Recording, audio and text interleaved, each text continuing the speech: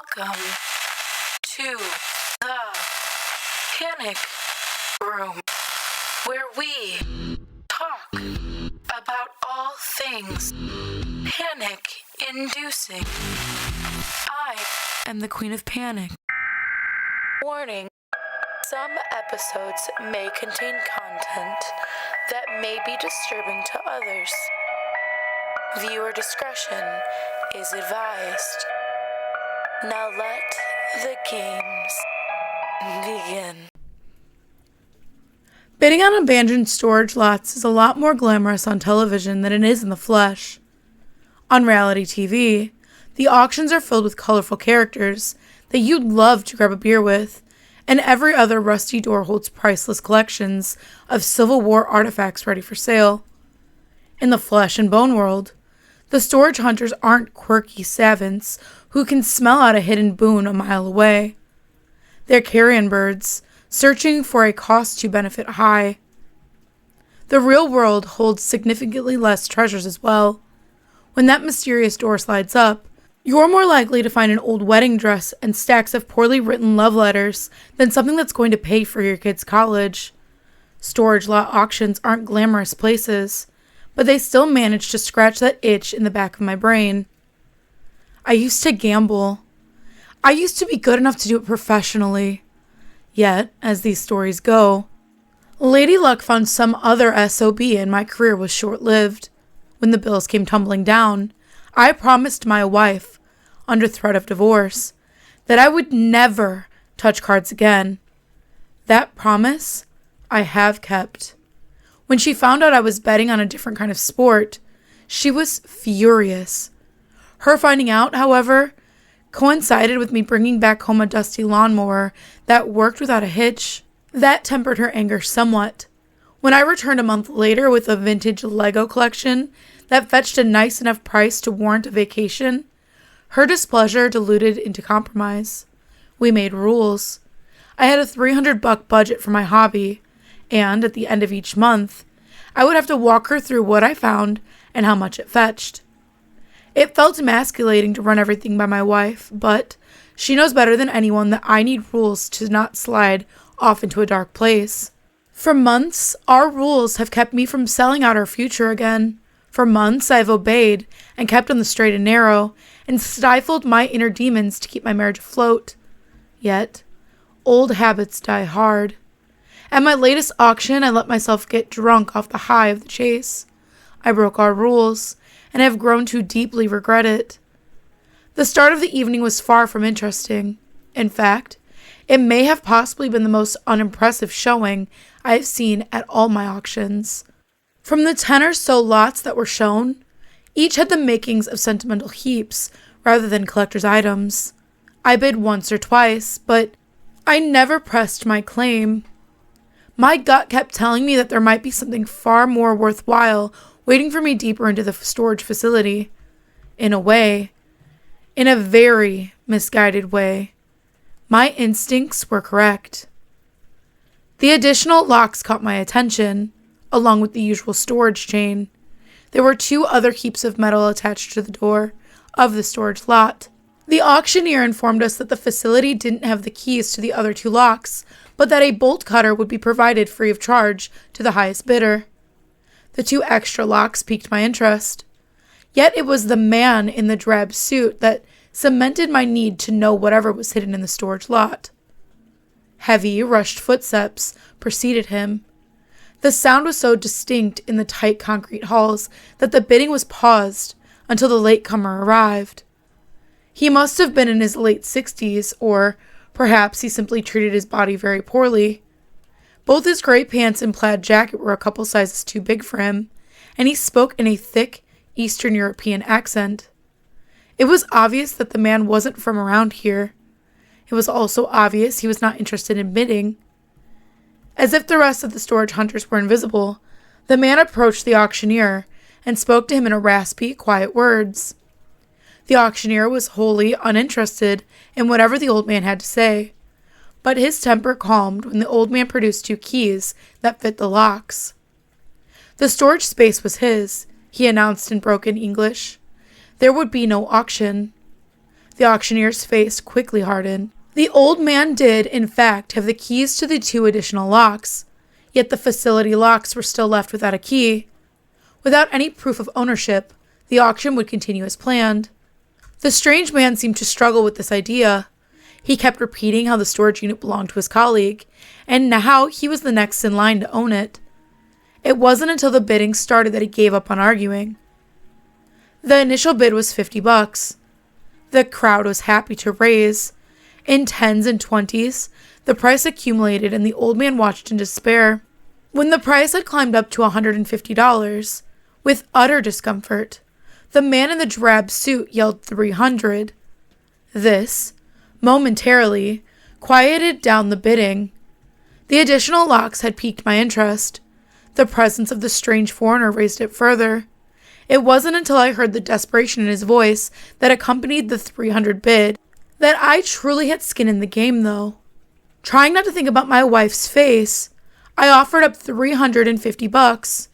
The old man's face grew twice as weary. Instead of offering up another bid, he started to argue with the auctioneer in panicked whispers. The auctioneer was deaf to his pleas. All he wanted to hear was a $400 bid. Eventually, with sweat pooling on his brow, the old man relented.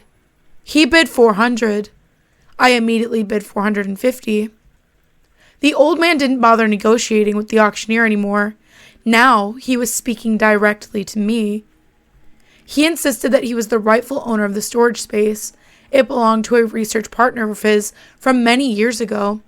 That's why he had the keys to the 2 additional locks. He demanded that I stop bidding and leave him to take what is rightfully his. The old man smelled overwhelmingly of sweat and cheap cologne. His breath was of coffee and cigarettes, and the slight hint of sickness. It wasn't pleasant to hear him beg, but I was far too interested in what was hiding behind those metal doors. In broken English, the man tried to change my mind. He couldn't. When that fact dawned upon him, he produced a bushel of crumpled bills out of his pocket. He counted them with shaking, spotted hands. He offered $640 for the unit. When our eyes met, I could sense the slightest bit of relief in his face. He thought he had outbid me. He thought the storage unit was already his. He thought wrong. I offered up $650. The old man had nothing else to bid. In a satisfying collection of seconds that sent a truckload of dopamine crashing through my skull, I became the new owner of the storage unit. The old man pleaded with me with wet eyes and strained words. He begged me to take his money and leave the mystery of the storage unit be. His begging well surpassed the point of pity. It did not feel good to meet his eyes. I felt bad for the old man. Yet, I'm a slave to the gods of chance. I would not ignore their boon. The old man was relentless in his pleas. When the manager of the storage facility suggested he might call the police, however, the old man quickly retreated. With the strange foreigner out of sight, he faded from my mind. I was too distracted with the contents of the storage space to spare him any more thought. I paid for the lot and signed all necessary paperwork with the auctioneer, and then made my way through the labyrinthine maze of cement and metal to claim my prize. The lock had been left untouched for years, and the key had trouble fitting through the rust. Yet when it did, when that dirty door came up with a metallic groan, I knew I struck gold. It was a big storage space, big enough to house a car with plenty of room to spare. The place was filled to the brim. Most of its contents were hidden beneath slabs of dirty cloth, but the storage unit was filled with vintage Pokemon merch. Every inch of the cement walls was covered in Pokemon posters and calendars. Every mysterious object draped in cloth was also covered in countless collections of Pokemon toys and keychains and plushies. The toys were worn and out of their boxes, but I could definitely get at least $200 from them alone. With the rest of the storage space draped in mystery, my gambler's heart fluttered at the prospect of inheriting a collector's collection. My expectations were high, yet when I ripped away one of the cloth drapes, I turned lightheaded.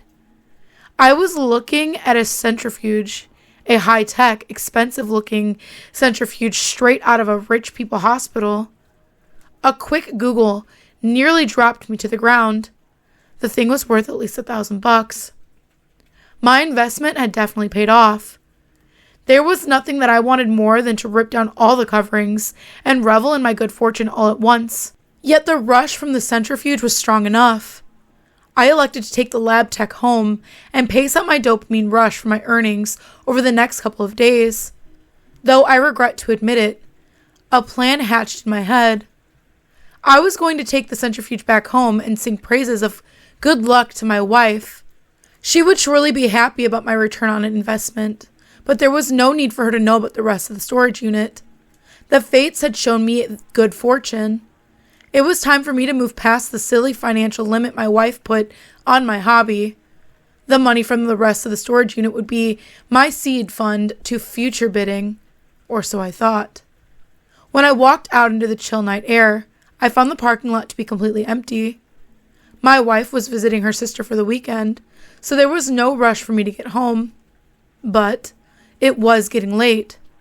I figured I would grab the dolly from my truck, get the centrifuge loaded up, and then surprise her with it Sunday afternoon. Had I simply loaded up the centrifuge, locked the storage unit, and went back home, things would have turned out different, and I would have been richer for it. By the time I was back in the storage unit, however, the rush of winning had passed. I wanted another peek at the mysterious objects that I had paid for. I promised myself I would only reveal one more object to myself. Yet, I do not have a good history of keeping promises. Under the first cloth covering, I found a chest-high microscope. Beneath the second, an expensive piece of lab equipment I could not identify. Beneath the third, I found a sort of incubator that had enough circuitry in it to suggest at least another $1,000.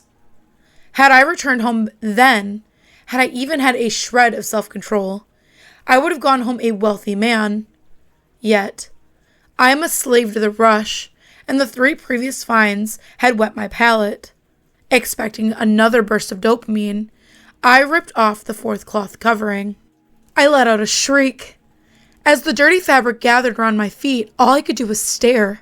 I didn't understand what I was looking at, but somewhere deep inside of my chest, I knew I was witness to something patently against the laws of nature. The creature was suspended in a liquid-filled vat. It had 6 legs, a strange vine-like growth stemming from its back and vaguely, very vaguely, resembled a cat. The thing was presumably dead, yet it was no less terrifying for it. Suddenly, the thought of being alone in that storage facility started to bother me. In an effort to distract myself with more expensive laboratory equipment, I tore down another cloth covering. Instead of priceless scientific instruments, I found a similar vat. I steadied myself enough not to scream, but I was no less terrified. The creature that floated in this one resembled a bear, yet it was no bigger than a raccoon. Even in its small size, the floating beast terrified me. Its open maw was filled with a menagerie of misshapen, sharp teeth which looked like they could bite through steel. There was a thick web of skin stemming from the creature's paws, suggesting it once took flight. The beast was undoubtedly not the work of nature. The contents of the storage lot brought forth suggestions of dark science and terrible experiments. The dolly with the centrifuge was right next to me. I could have retreated back home, but instead, in terror, I stripped all the hidden objects of their obscurity. I found a couple more pieces of expensive-looking equipment. They gave me no joy. Even when I found the second, larger centrifuge, I simply went to uncover the rest of the storage space. I found terrible creatures which will haunt my dreams until the end of time. A sort of crab creature with human eyes upon its shell, a snake with a pair of wings which covered its spine, a glob of gray flesh covered in bug-like eyes and twigs and flowers. There were about a dozen of the vats, and each inspired more discomfort than the last. Above each of the vats sat a sort of Designation GA007, GB028, FA004.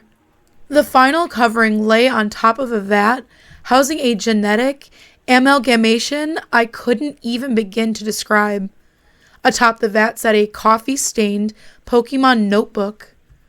The hybrid encyclopedia, its title read in neat handwriting.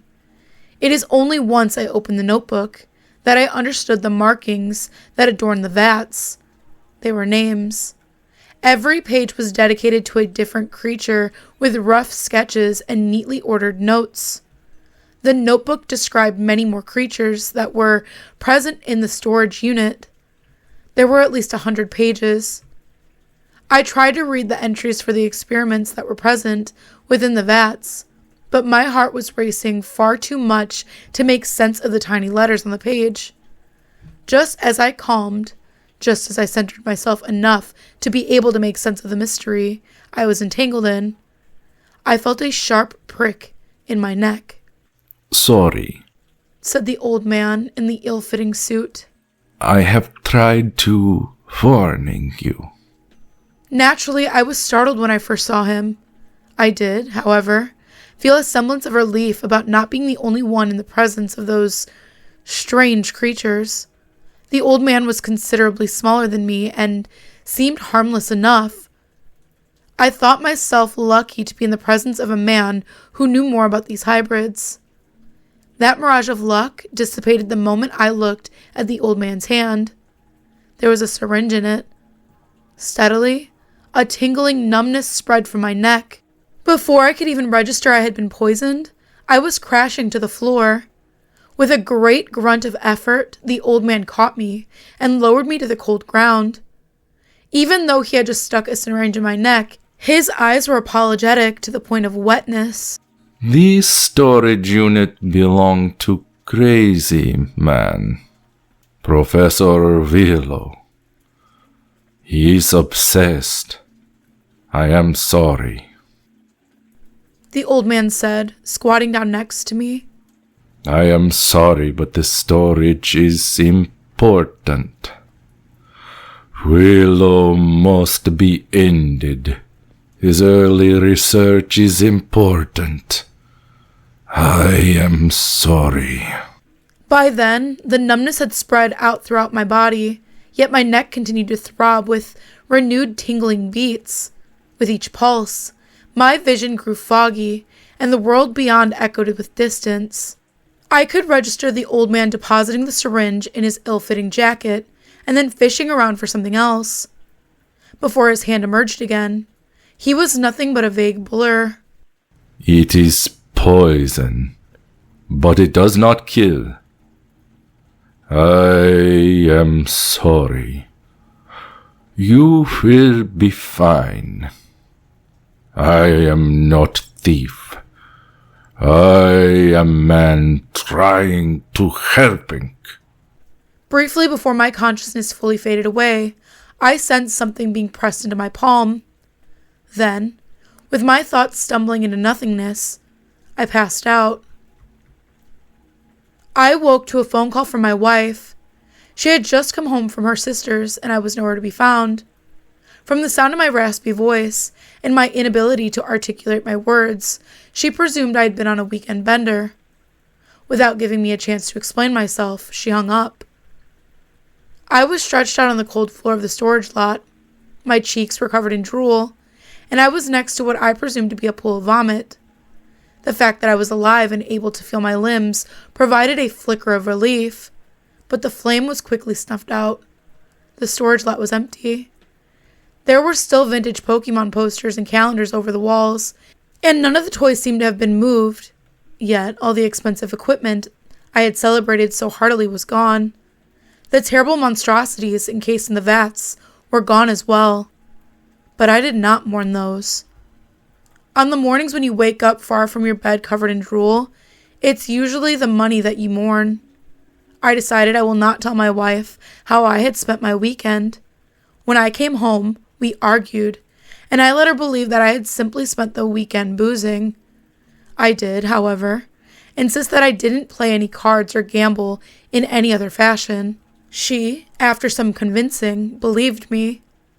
I didn't want to tell my wife about the maddening hybrids, partially. I did this because she wouldn't believe me.